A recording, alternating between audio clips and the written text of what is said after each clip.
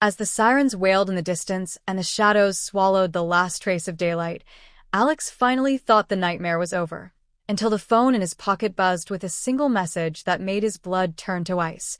You only uncovered the first layer. I am Valentina Garcia, and from my earliest memories, the air inside our home, in the quiet suburb outside Atlanta, always seemed to carry an unbroken hum of noise, laughter, chatter, footsteps, music, phones ringing, neighbors dropping by for my sister Kale's latest updates. My sister was the radiant center of that whirlpool of sound, all sparkles and magnetic charm, drawing my parents and everyone else into her orbit. I was different, the quiet one, the steady moon circling far away, while she blazed like the sun.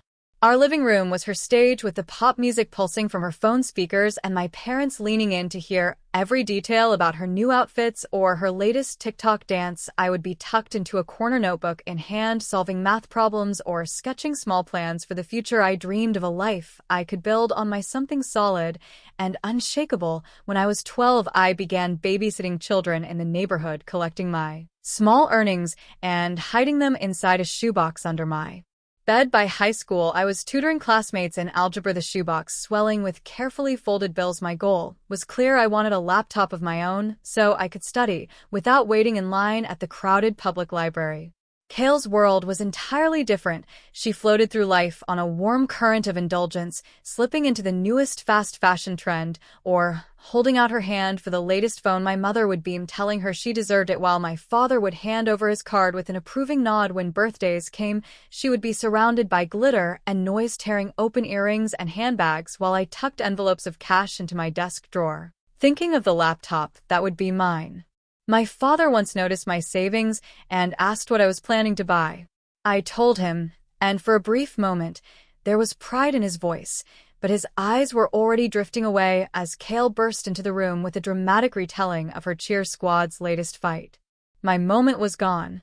It was not that my parents did not love me, I knew they did in their way, but Kale fit their vision of success, and I did not. My mother, a real estate agent, and my father, a car salesman, cared about appearances, and my sister's carefully curated social media was their favorite bragging point. My thrift store jeans and ponytail never made it into their small talk at community events. I learned to rely on myself, finding refuge in the silent aisles of the library.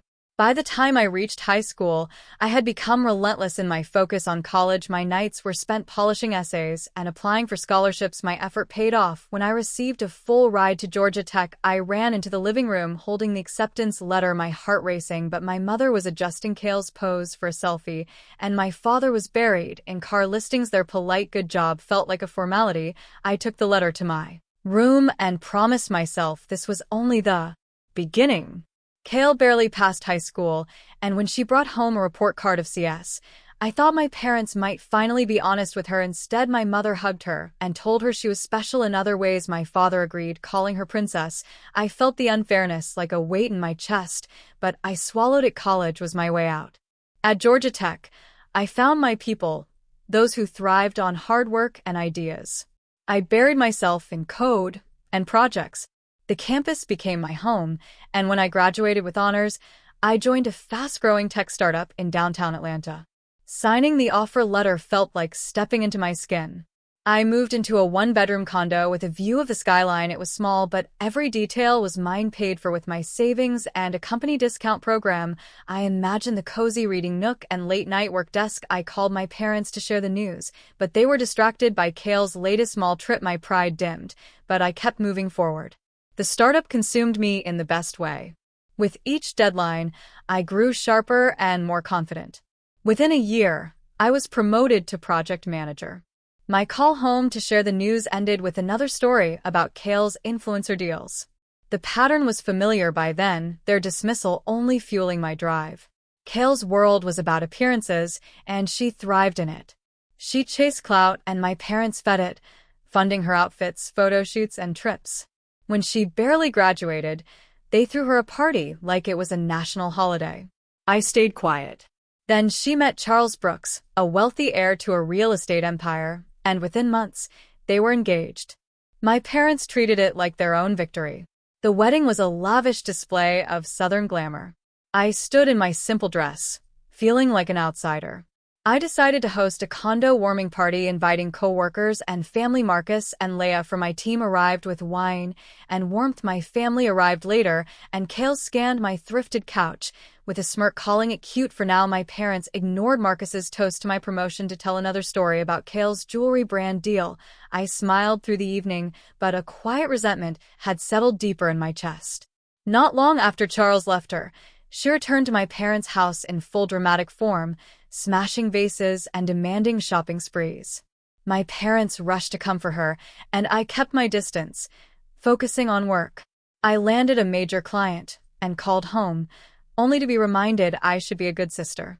Then something strange happened late one evening. As I was locking up at the office, I noticed a black SUV idling at the corner of the street. The reflection of streetlights hid the driver's face, but I felt the weight of his gaze. I took a different route home and told myself it was nothing, but in the days that followed, I saw the same vehicle twice more, once near my condo and once outside the grocery store. It was always parked far enough to be unapproachable, but close enough for me to notice. The first spark of unease lit in my chest, and I began glancing over my shoulder more than usual.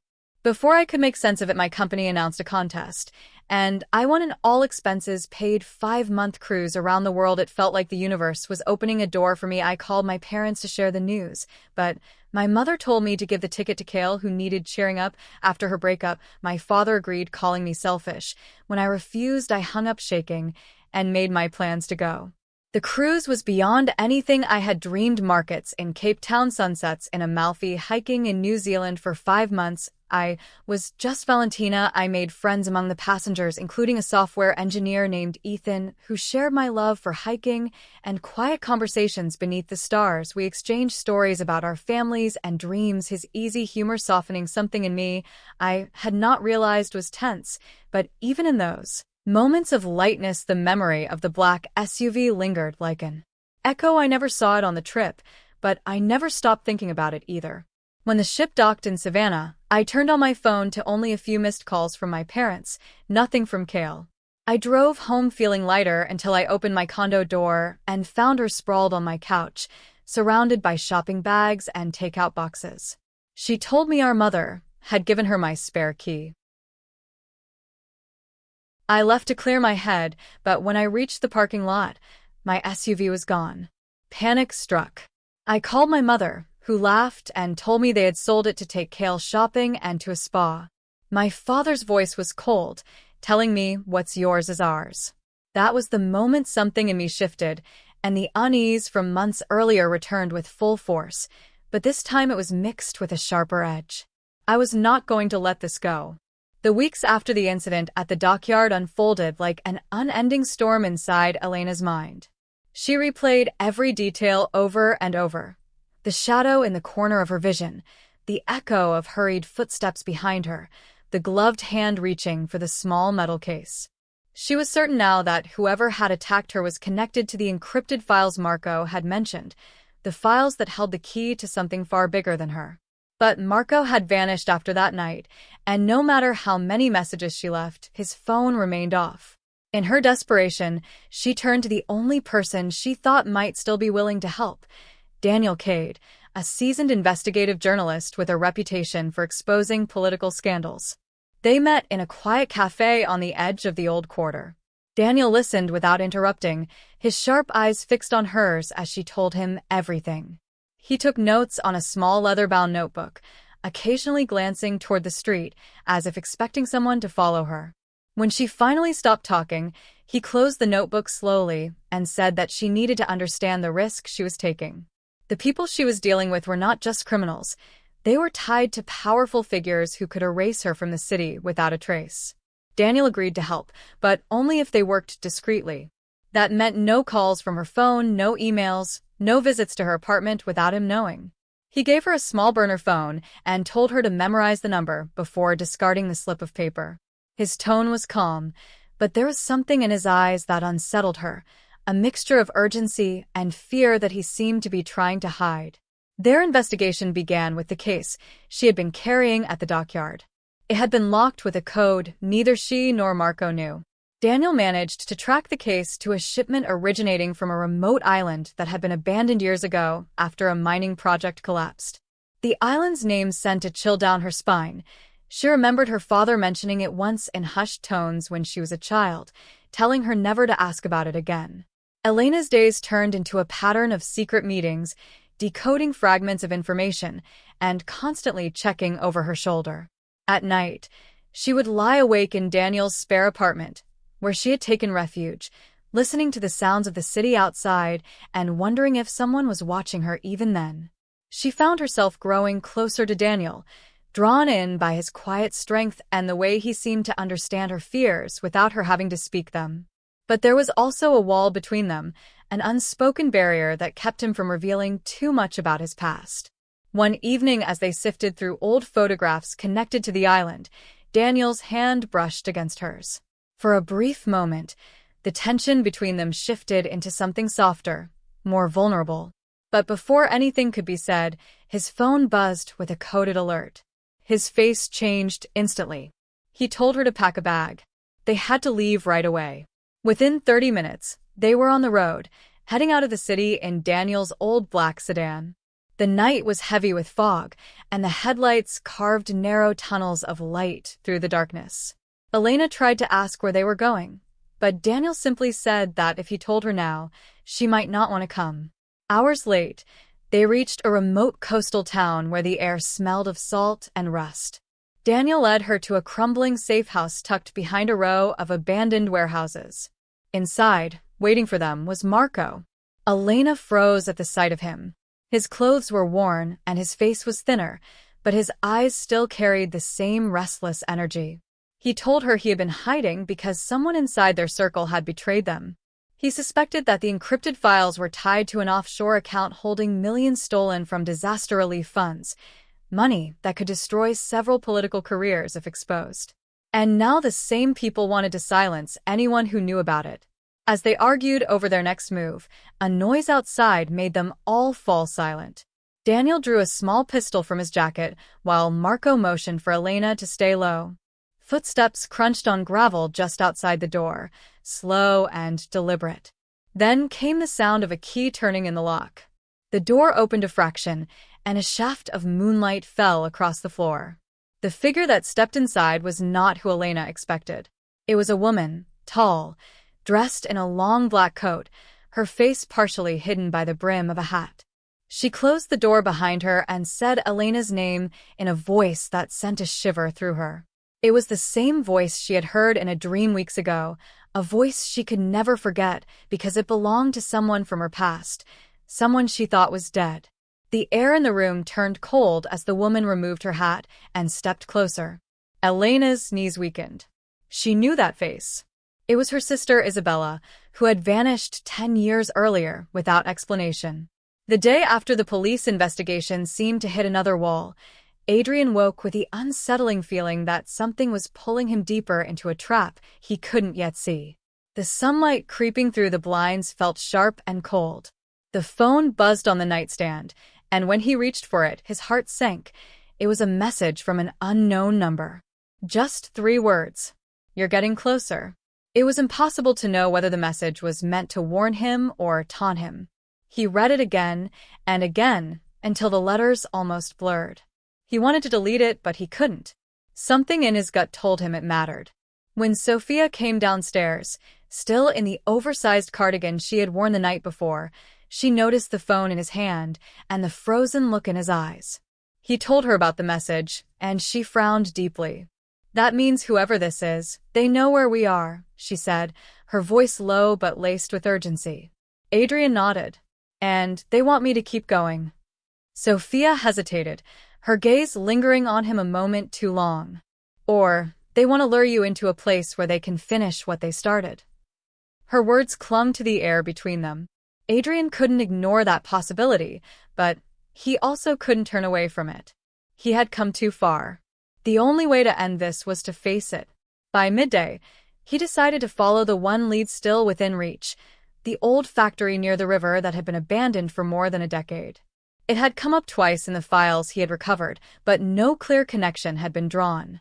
Sophia insisted on coming along, despite his protests. The tension between them was strange now, a blend of trust and something unspoken, something heavier. Every time their eyes met, Adrian felt the pull of a closeness neither had dared to define yet. The drive to the factory was quiet except for the hum of the tires on cracked asphalt. The structure emerged in the distance, its rusted metal frame jutting against the overcast sky. Windows shattered long ago left dark, hollow eyes staring out over the water.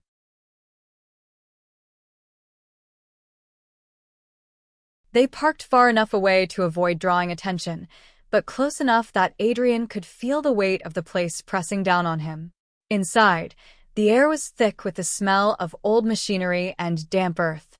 Their footsteps echoed through the vast space, each one a reminder that they weren't supposed to be here. As they made their way through the shadows, Adrian's flashlight beam caught something unusual on the far wall, a set of numbers etched into the brick. It was a date. Sophia whispered it aloud, her voice trembling. April 17th, 2015. Adrian knew that date. It was the day his father had disappeared. Before they could process what it meant, a noise shattered the stillness. Footsteps, deliberate and closing in fast. Adrian grabbed Sophia's hand and pulled her behind a rusted support beam. The sound grew louder, then stopped just a few feet away. He could see the shadow of a man stretching across the floor, but not his face. The man spoke in a calm, measured tone. "You shouldn't be here." Adrian's pulse thundered in his ears. He stepped out slowly, shielding Sophia with his body. The man wore a black coat and a scarf that covered most of his face, but his eyes, there was something familiar about them. "Who are you?" Adrian demanded. The man's gaze flickered between them. "The one who's been keeping you alive." Before Adrian could respond, the man tossed an envelope onto the ground and backed away.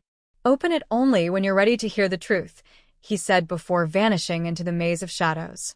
Adrian's hands shook as he picked up the envelope. Inside was a single photograph, his father, alive, standing in front of the very same factory.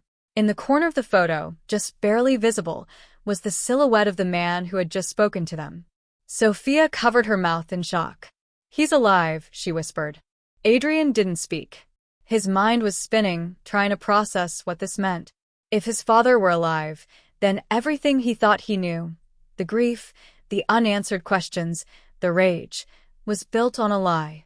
And whoever sent that text was pulling the strings of something much bigger than either of them had imagined. As they left the factory, Adrian could feel the suspense tightening around him like a noose. He didn't know if they were closer to the truth or stepping straight into the final act of someone's dangerous game. The wind roared through the cracked windows of the mountain hideout as the night deepened into a heavy, suffocating darkness. Elena sat in the far corner, her arms wrapped tightly around herself. Every shadow in the room seemed alive, shifting like silent predators. The flicker of the lantern on the wooden table painted her face in gold and black, and the tremor in her fingers betrayed the fear she was trying to hide. Across from her, Daniel paced, his boots creaking against the warped floorboards, each step more restless than the last. He had not spoken a word since returning from the forest hours earlier, his face pale and unreadable. Earlier that evening, they had found the burnt remnants of a phone hidden in a tin box beneath the soil near the riverbank. Elena had felt her heart lurch when she saw it, because she recognized it instantly. It had belonged to Noah. That phone was the last connection to him, the man who had been both her greatest love and the source of her deepest pain. Daniel had taken it without asking and disappeared into the trees. When he returned, there was a cold, distant look in his eyes, as though the man she knew had been replaced by someone carrying a terrible truth. The silence between them stretched, heavy with unspoken words. Finally, Elena stood and walked to him, placing a hand gently on his arm. "Daniel, please," she whispered, her voice breaking. "Tell me what you saw.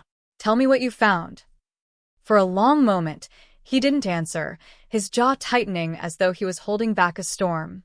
Then he pulled something from his jacket pocket, a memory card, blackened at the edges but still intact. "I didn't want to believe it," Daniel said in a voice that was low and almost trembling. "But this proves it wasn't an accident. Noah's death was planned, and not by strangers." The word struck Elena like a physical blow. She took a step back, her breath catching in her throat. Her mind raced through the people they knew, the ones they trusted, the faces that had smiled at them over dinners and whispered reassurances in the chaos that followed the tragedy. Before she could speak, the sound of crunching gravel outside sent both of them into alert. Daniel grabbed the lantern and blew it out, plunging the room into darkness. He motioned for her to stay quiet as he moved toward the window. Through the faint moonlight, he saw two figures approaching the cabin, both dressed in heavy coats, their faces obscured. One carried a flashlight, the other something metallic that glinted in the dim light. His stomach tightened. Whoever they were, they knew where to find them, and they were coming for something or someone. Elena's pulse thundered in her ears. She wanted to ask if they should run, but Daniel's hand shot up in warning. They moved silently toward the back door, but before they could reach it, the front door creaked open. A low voice cut through the darkness. "Elena, Daniel, you've been looking for answers in the wrong places." The lantern light from outside spilled in, revealing a familiar face, one that made Elena's knees weaken. It was Aaron, Noah's closest friend, the man who had been there through the early days of grief, the one who had sworn to help them uncover the truth. His presence here was wrong, too wrong. Behind him stood a second figure, face still hidden. "We need to talk," Aaron said, his eyes darting between them and the shadows in the cabin. "Before it's too late." Daniel stepped forward, his voice sharp. "Too late for what?" But Aaron didn't answer immediately. Instead, he glanced at the memory card in Daniel's hand and gave a small, humorless smile. "So you found it. That means you've already seen what happened." "We haven't," Elena said quickly, her voice unsteady. "We don't even know what's on it." Aaron's gaze softened for just a moment, but then hardened again. "Then you need to decide right now whether you want to know. Because once you do, there's no going back. And the people who are after that card, they won't just stop at threats." The second figure stepped forward at that moment, and the light revealed a face Elena hadn't seen in years, a face she thought she would never see again. Her mouth fell open, her breath catching in her chest. Daniel's eyes widened in shock. In that instant, the world seemed to tilt, the room shrinking around them as a chilling realization took hold. And then the lantern went out, plunging them all into darkness.